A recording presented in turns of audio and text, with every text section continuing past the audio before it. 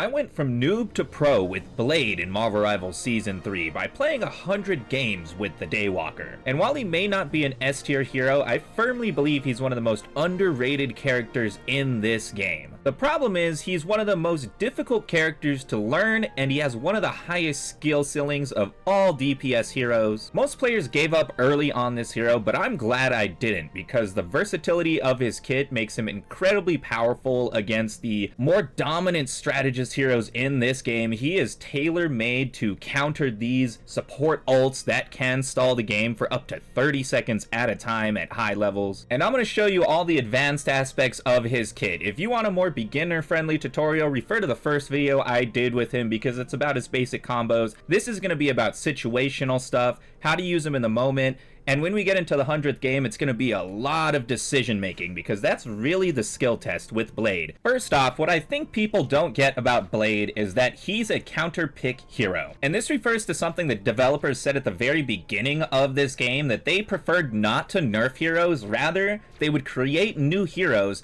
to counter stagnant metas. And in that sense, Blade is perfect for what we got going on right now with Loki, Cloak and Dagger, Luna Snow, because to start, his ultimate lays down an anti-healing field.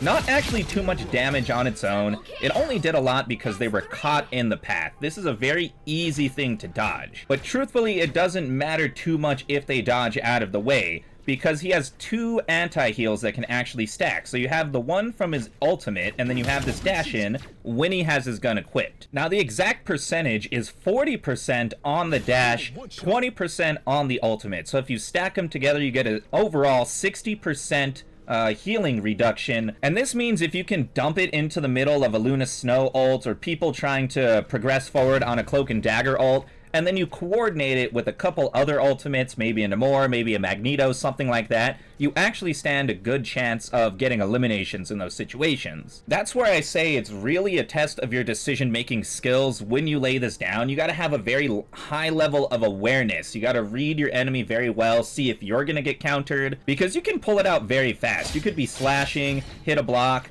and literally just hit it right out of the block, which I recommend you do.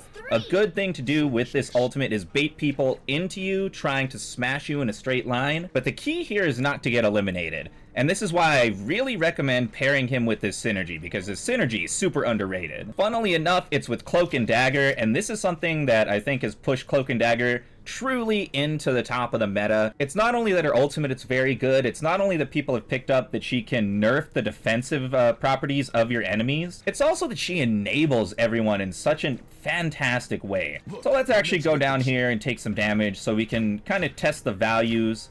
And the good thing about this isn't just that it heals you, it's also that it conceals you.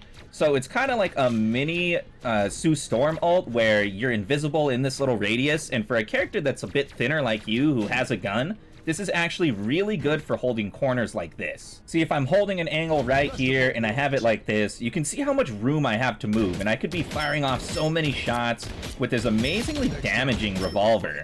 It does have shotgun properties, but that doesn't really matter within the ranges that you're going to be fighting with him with. He's not a Phoenix, he's not a Hela, he's not a long-range menace. In fact, he kind of has trouble closing the long range, which is why he's not a forward tank.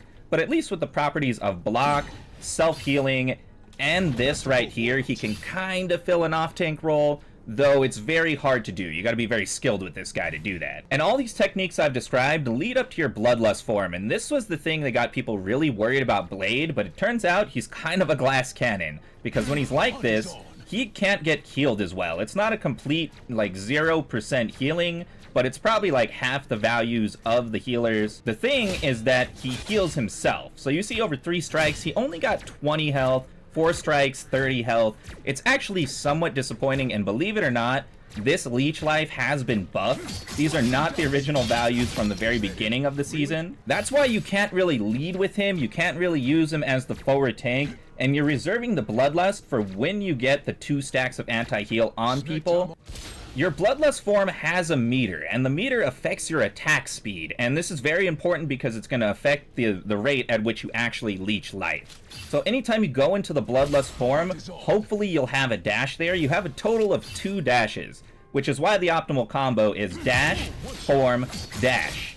But if you don't have 2, try not to go in the Bloodlust form because you can't close the distance from your initial gun dash. The point is to build the meter as fast as you possibly can so you're actually getting the full effect of the leech life, but ultimately you can really only do a 1v1 or a 2v1.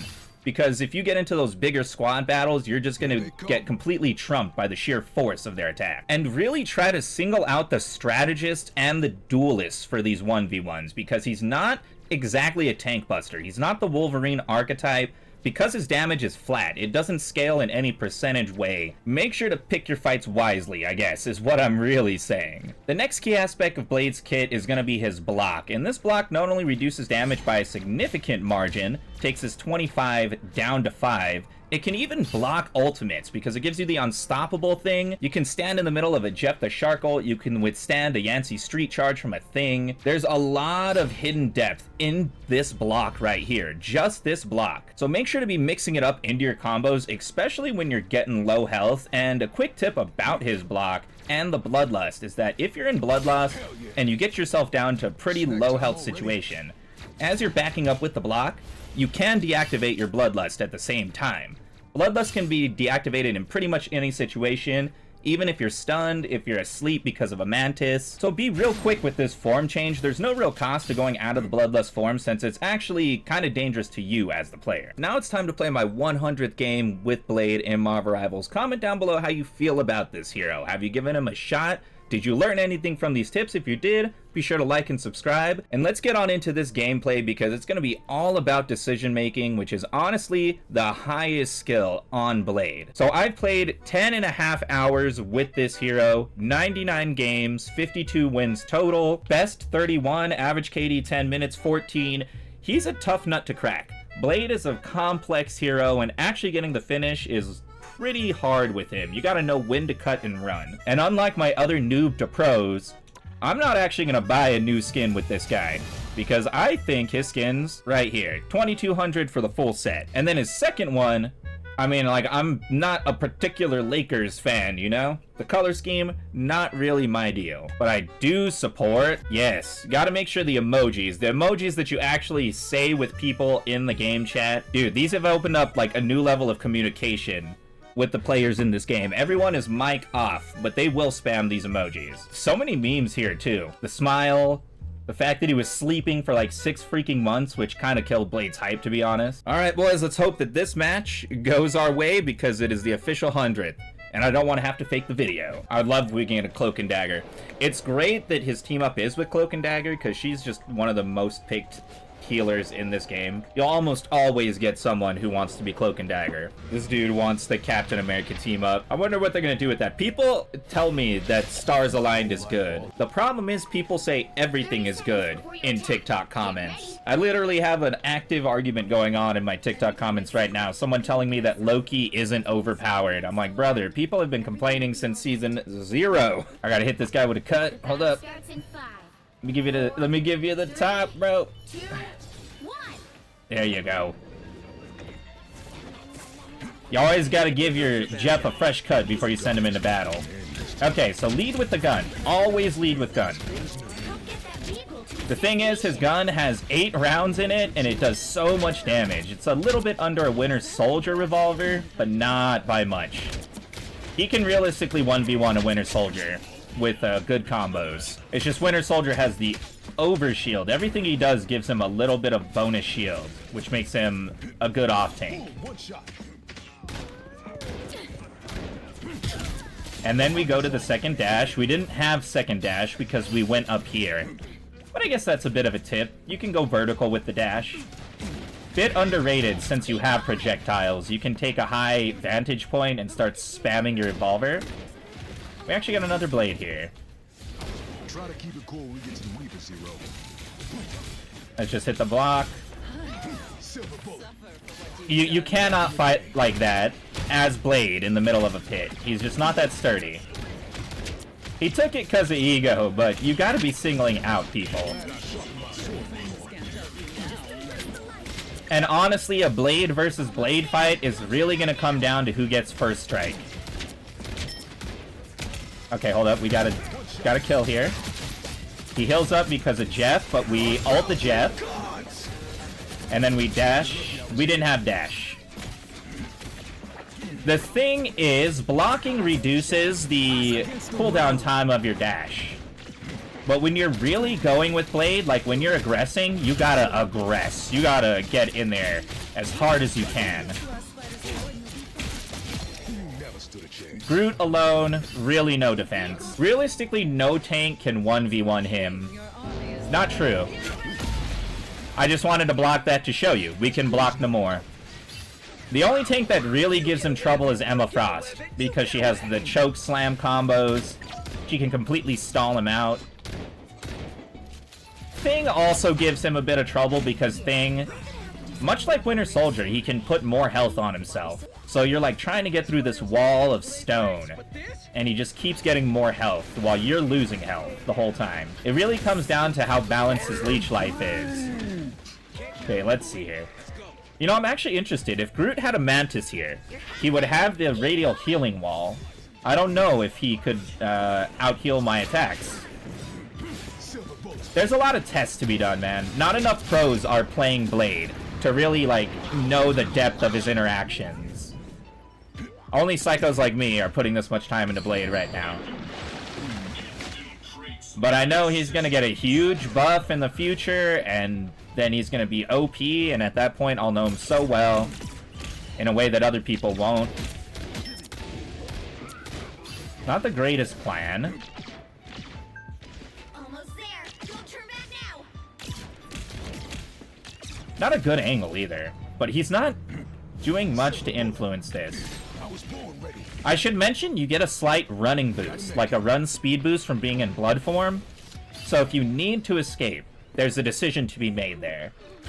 Do you risk taking a little bit more damage or being unhillable to have a little speed boost? That's definitely your call. It helps sometimes, like right here. I'm gonna go get myself in the room. Get really tricky with it, but we go... Yep, saw that coming. The block. It's like having a directional Magneto bubble on yourself. You just gotta hit it at the right time, at the right angle.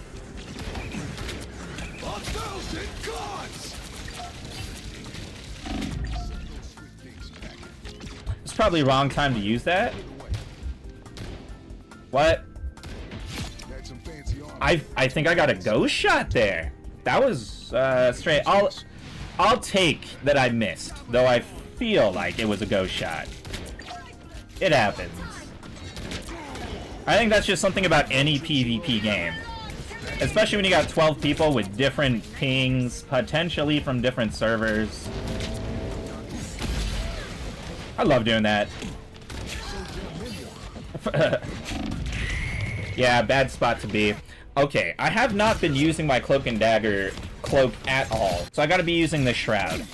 This is gonna give us the next level of push. Because if I've been getting this far without using it, once I actually start using my healing field, like this, and then I go back into it because I'm healing. Nice. Make sure to get the anti-heal on him. And then just... Squirrel Girl ult, man. Squirrel Girl ult is more annoying than dangerous, because you just gotta get on a vantage point when it happens. And then you can eliminate her. And oftentimes she does get eliminated. But you still have to make room for it. You still gotta freaking alter the way you play around the Squirrel Girl ult, even if she dies. I guess that's its real power. That is the Bruce Banner right there. You can work so fast off the block. I don't want to be in there. I need this block now. Now, when the Cloak and Dagger is in the Shroud with us, she's also invisible. So we have, like, a huge advantage when we play together like that. Supremely underrated. I'll take that, sir. I will eat your ults all day. Guess the spider has some bite. He went under. Where'd he go? Too slow. She thought she could run away. You pulled him away from me. Okay, let's get a little bit of speed on this. Just gonna hit you back. Hit my shroud while I'm in blooded form.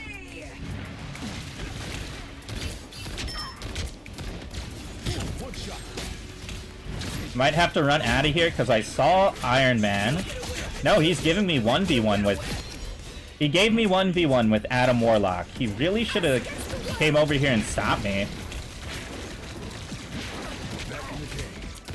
We're gonna back up a tiny bit. You are being really annoying.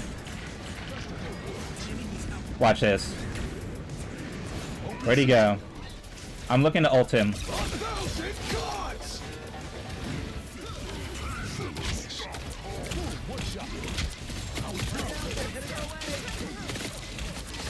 Gotta watch my health here because this could get very bad very quick. Yep, see? And then I'm out. When you're in those situations, it's just like know your combo by muscle memory and watch your health like a freaking hawk. There's nothing else you can do. Okay, play behind. Got Shroud.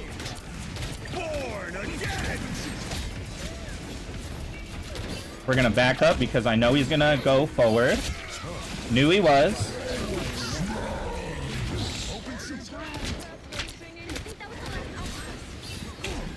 Oh man, this has become a cluster, but this is our healing right here. So we need to block his healing. Jeff got me, but I got a dash. Let's go. We're on this, Jeff. You can chase the Jeff so easy with that, man. Nope, nope, nope. That's survivability, baby. They definitely made me step it up at the end there, but the thing was I wasn't playing full Blade the whole game. That MVP, boys! 100th game MVP, I'm telling you. Absolutely underrated duelist. It's one of those things, like, he's so untapped that people don't know how you can roll over them in a second. They don't know how fast you can kill a Jeff even though he's trying to swim away. They don't know how fast you can solo a tank if he's not supported. Be sure to like and subscribe. Comment how you're feeling about Blade. Do you think he needs a buff? Or do you think he's at the right power level?